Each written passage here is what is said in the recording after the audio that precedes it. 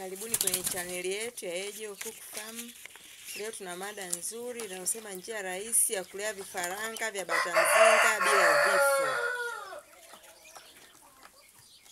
Kuna mambo ya kuzingatia ili uweze kulea vifaranga wako wa bata mzinga mpaka wawe wakubwa bila kufa. Na hili limekuwa changamoto kwa wafugaji wengi, kwamba unakuta mtu anapata vifaranga wengi lakini mpaka wanapofikia kuwa wakubwa wengi wanakuwa wameshakufa. Kwa hiyo leo nikasema ngoja nije na hizi njia ambazo binafsi zimenisaidia sana. Nikajikuta kwamba natotolesha vifaranga na wanakuwa wote. Ikitokea kifo ni mara moja sana na kwa uzembe. Lakini ukizingatia hizi njia ambazo naziweka hapa, utalea bata mzinga wako vizuri na vifaranga watakuwa bila shida. Njia ya kwanza ni bandani kuwe na joto la kutosha. Ikisha banda ina joto la kutosha, lisizidi wala lisipungue. Kwa sababu likizidi ni tatizo, na pia likipungua ni tatizo.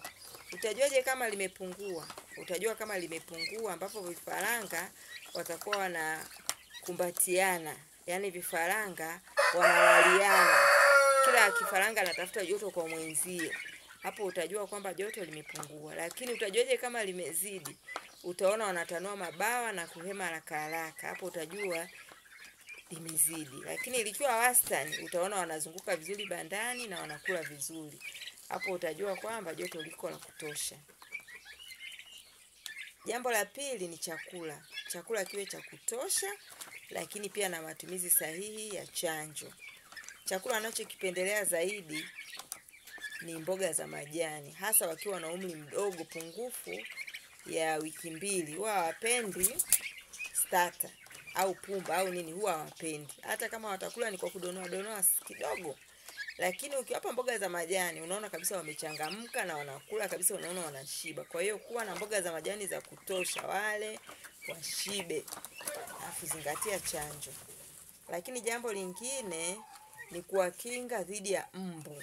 Na hili jambo ni kubwa, kwamba ukiliweza hili, utakuwa umeshaweza kwenye ufugaji wa vifaranga wa bata mzinga. Kwa sababu kinachoua sana vifaranga wa bata mzinga ni ugonjwa wa ndui.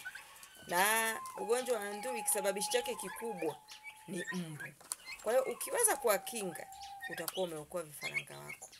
Mwanzoni mimi niliteswa sana na ugonjwa, kwamba wanatolesha vifaranga unakuta wanakufa karibu wote, na mara zingine wote wanakufa au wanapona wachache. Lakini nilipopata suluhisho hili, kiukweli vifaranga hawafi na sijaona ndui kwenye banda langu hata kwa zaidi ya mwaka. Kilichonisaidia ni nini? Nimeweza kuwakinga dhidi ya mbu. Utawakingaje? Utaamua wewe mwenyewe. Aidha wawekee neti kwenye kiota chao, au banda lako lote liwekee mbu neti, mbu asiingie kabisa bandani. Au kama utatumia dawa za kuzuia mbu, za kuua mbu, chochote utakachofanya. Lakini hakikisha, ili naongea kwa msisitizo, hakikisha vifaranga wako hawang'atwi na mbu.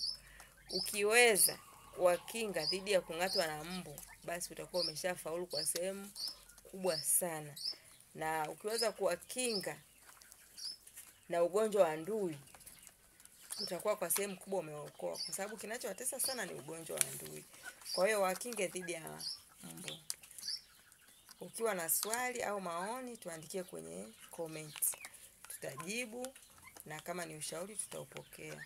Ila la muhimu usisahau kusubscribe Ejo Kuku Farm, kwa sababu kuna video nyingi zitafuata ambazo ni nzuri, zitakazokupa maarifa mengi ya namna ya kufuga vifaranga wa bata mzinga.